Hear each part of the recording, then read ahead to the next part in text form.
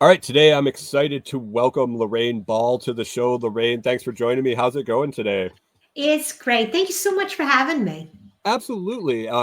We matched up on Podmatch. I love using the service. I think it's absolutely phenomenal for both hosts and guests to match up. I think the value is there beyond belief. But anyway, I read your profile and a nice message you sent, and it laid it out there. We talk about how people got to where they're at, and to know that we got to kind of know where you're at. Could you introduce yourself and let my audience know who you are, what you got going on right now, and then we'll talk about how you got there. So, Lorraine Ball, and today I am the host of More Than a Few Words. It's a marketing conversation for business owners, and I've been doing that for 15 years. I also teach at a local university, and I still have a few consulting clients. I am a marketing strategist. Okay, that sounds like a great day to me. Uh, get to talk to people. That's what I enjoy doing. So anyway, let's go back when Lorraine was little, running around in school. Did you want to be a marketing strategist? Were you looking to be a podcast host, or what? What did you want to be when you grew up? So I ran through a number of different professions, in the childhood days. My dad was a lawyer. I thought that was cool. I'd get to talk for a living, right? And totally in sync with who I am. My mother said I was born talking, Oh, and that I haven't stopped since. And as I got a little bit older and it started to come together for me, I really enjoyed teaching. I really loved that. And that was where I thought I was going to go. I have a degree in elementary education. I taught English as a second language overseas. I did that and then realized that I would spend the next 30 years of my life in a room with people, but by myself, because it's you and the kids. And as much as I liked watching the light bulbs go on, I also really needed conversation. And so I started exploring some other options. nice. My family is my mom was a elementary teacher for her whole career. My sister was a special ed teacher. Now she's in administration. Mhm. Um, yeah, it's not for me. I substitute taught. I'm like, yeah, this is all right. But yeah, I hear you with being the only one in the room full of people. Yeah. And, there are lessons that you learn along the way. And I think that has kind of been the through line with all of my detours, and I've had many. Um, is what did I learn in that job? And I learned two skills that served me through my whole career. The first is how to boil down complex topics into manageable bites of information. And whether I'm talking to a room full of children, the CEO of a corporation, a small business owner, taking those big topics and making them digestible was something I was really grateful that I learned how to do. Nice, nice. That's it's really valuable. Hmm. I go down the line of translating more. Uh, Hmm. I'm techie enough to understand the tech side of a lot of things I'm into, but I can relate with people that don't know anything, and kind of that I like doing interviews with people and translating almost. Hmm. Yeah, I used to say that I translated engineering into English Perfect. Yep. because a lot of my clients were from that tech industry. Um, but so my first detour, I'm like, okay, got to get out of teaching, want to get into business.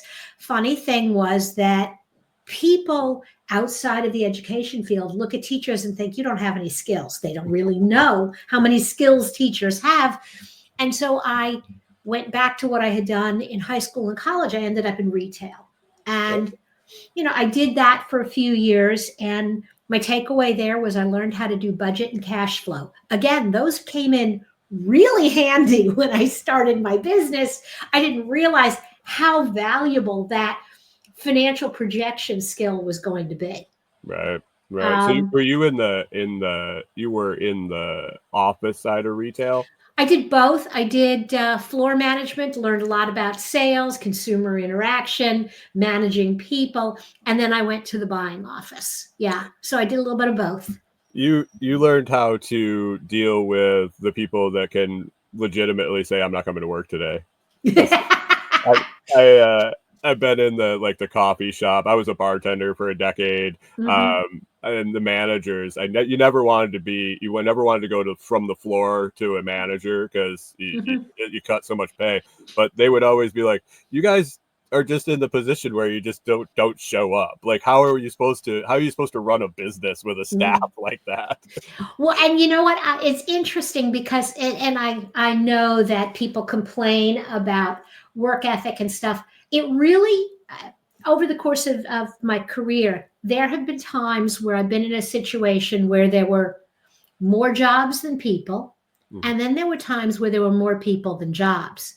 And when you're in those moments where there is high unemployment, the employer has the upper hand. And so you have less of the behavior of, I'm not going to show up today, because the employer looks at you and says, really? Well, then don't show up tomorrow Right. because someone else will take your job. Right now, we are in a period where there are more jobs than people. And so the employee who doesn't show up gets told, well, then don't show up tomorrow. They're like, fine. There are 3 other companies I can work for. Right. And Right. so, at both as a business owner and as an employee, you got to know kind of what's going on in that world. Who's got the upper hand, and it shifts. And I think it's going to be really interesting in the next few years, because I think we've been in this period of the employees having the upper hand. It's going to be interesting to see if it shifts as unemployment numbers go the other way, how that's going to play out. And I think as a business owner, you need to be prepared and you need to understand what rules you're playing by. It's it's amazing to me. So I do a lot of my own stuff. I'm Mhm. not necessarily looking for a job. I'm always Mhm. looking to work, but my wife works full time remote. But I hear a lot of people talking, I can't find a job. I can't find a job. But every place I walk into is hiring, and I'm like, I Mhm. don't get this disconnect. Mhm.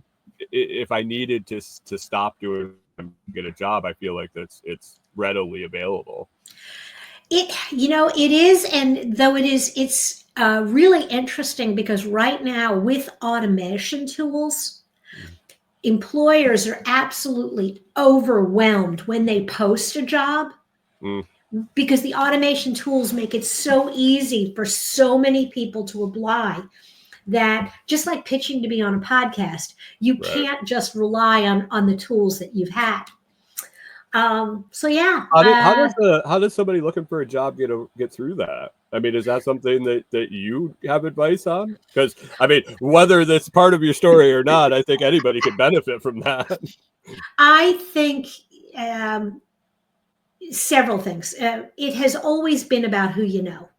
Mm, And so, more than ever, it is about leveraging your relationships and your connections and building as wide a community as you possibly can. And then it's about doing your homework and using technology to help you um, do better. My daughter has a job, she is ready to make a change. And she ended up had landing an interview with a company that she really was really interested in with. And so on Friday afternoon, I'm like, okay, what I want you to do is I want you to go to ChatGPT and I mm, want you to say, this is who I am, this is my skill set. I'm interviewing for this job. What questions should I ask during the interview? Boom, up came a list of questions. Then, what questions do you think they're going to ask me? mhm. And so she went into that conversation very well prepared. Stepping back to get to that interview place, I taught her how to upload her resume, upload the job description, and ask ChatGPT to suggest a cover letter specific Mm, for that job.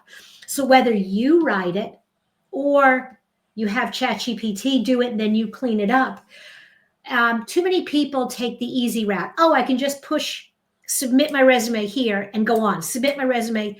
You know right. what? Employers don't notice that.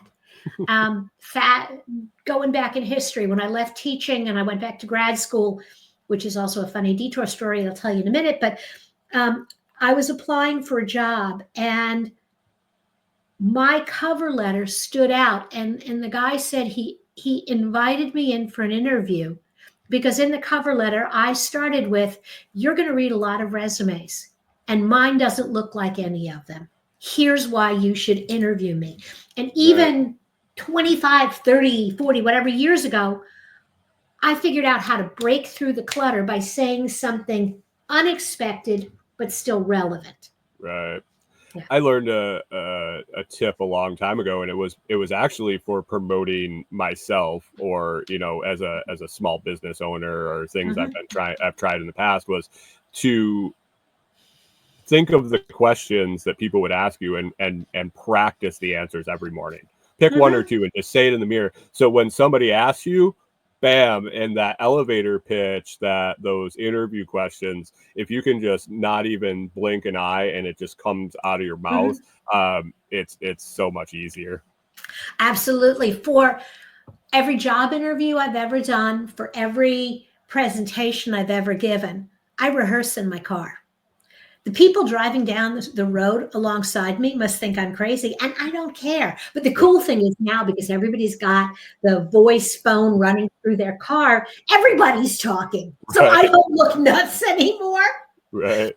But I've always done that. And part of it is that's how I can think of things, I can write them down. But until I hear them, because I'm high auditory, it's not real. And so like you, I need to say it out loud. But yeah. So you left teaching and you just needed a change. You knew it. Was there a catalyst for it that you actually left? Was it just time? I think it was a mixture. I had moved, and so I had an opportunity to start over looking for jobs. And at that moment, it was, do I want to look in the school system? I don't. I found that retail was a good point of entry into more of a business community. I wanted, as I went forward, to do things that maybe were a little more challenging. I ended up working for a small engineering firm for a while, and then I went back to grad school. And I had the perfect plan. I was going to be an accountant. Because the small business that I was working for was a disaster in their bookkeeping. And they were having all sorts of financial trouble because they didn't understand the numbers. I'm a numbers geek. I went, I'm going to be an accountant. So halfway through the course, the requirements to be a CPA. So intro to accounting, secondary accounting, intermediate accounting, managerial accounting, blah, blah, blah, blah, blah. My accounting professor says, Lorraine, you can do this. And I'm like, yeah, I'm doing just fine. Thank you very much. She says, but if you do this, you're going to hate your life. Could we have had this conversation at Accounting 1? Right. So what should I be? If I'm not going to be an accountant, what should I be? And she said, well, I think you should go into marketing. And I went, marketing? They make that stuff up. So I'm pretty sure my marketing professor and my accounting professor talked, because about a week later, my marketing professor, the course was required, came to me and said, Lorraine, yeah, I know you're majoring in accounting. I think you should be a marketer. Now, I couldn't very well tell a woman with a PhD in marketing that I thought her whole industry was fluff.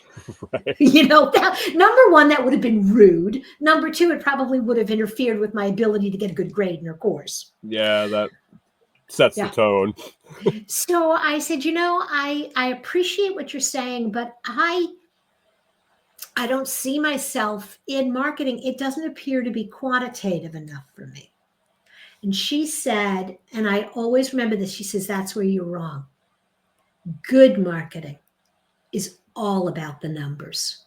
When you do marketing and you don't pay attention to the numbers, you end up with award-winning advertising that doesn't sell product. Looks real pretty. Looks real pretty. And so I took that to heart, and I did switch my major. And both of these amazing women were absolutely right, because I view all these years later, I can say, you know what? I look at the world through a marketer's eyes. I really do think like a marketer. I frame the world that way. And so, so much for my accounting, so much for my bookkeeping. I will tell you that those skills came in very handy when I ran my own agency. They came in very handy when I wanted to argue for budget at the corporate level. And, you know, understanding what things really cost and how things should play out. But ultimately, being able to look at the world through the eyes of a customer and figuring out how to match what the customer wants with what either I or my client was trying to provide is kind of my gift. So right out of grad school in marketing, did you open your own agency, or did you go got some experience? Yeah, well, so I went into graduate school with the idea that I was going to open up my own agency and be a small business consultant. And when I was in grad school, I fell in love with product marketing and some of the big company ideas. And I ended up spending 20 years in corporate doing all sorts of marketing programs, product marketing, channel marketing, brand development, brand management, creative services. And after about 20 years of that, I looked around and I went, you know, I have all these really good ideas, and there is all this bureaucracy, and I just don't want to deal with that anymore. And so now I'm going to open up my own business, and I wonder what I should do. And I was digging around in a file, and I found the essay that I had used when I applied to grad school. Oh, nice. And I went, oh my God, the answer is there. I knew it all along. And so I started the agency, originally traditional marketing, but anybody who started their marketing company in the early 2000s and survived to 2020, digital came along and it turned the industry absolutely upside down. Right. And the company I sold was a digital agency. Okay. Okay. So you took all the little signs all along the way, but it all added up to being a better business person, not just a marketer. You had the whole package when you went to do it. Do you think you would have been successful at any other point doing that? Or did you need the culmination of everything to be in the right space? I think that so many of the lessons that I learned in corporate, and I hired a lot of young kids out of college and gave them their first job or their first internship. And I always said to all of them, this is fine for now, but you need to do a spin through corporate. Small businesses, we operate a little looser. We operate by the seat of our pants sometimes. But the good ones also understand there is a process underneath that. There's a system. And the best place to learn those systems is in corporate.